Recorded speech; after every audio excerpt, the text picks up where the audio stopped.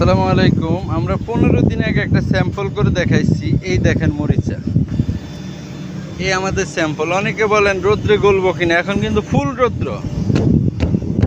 এই টিন আপনার হাইটে বুঝতে পারবেন যে কেমন হয়েছে, আর এটাতে ফাড়া দিলেও বুঝবেন। এটা আপনার টিনের ক্ষতি তো দূরে থাকুক, টিনের উপকার করব এবং কি মরিচা পুরা প্রতিরোধ করে নিব। দেখেন, এটা আপনার কোনো গলার অপশন নাই।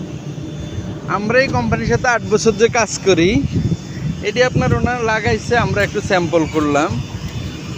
দেখেন, কোনো অপশন আছে? গলার কোনো অপশন নেই।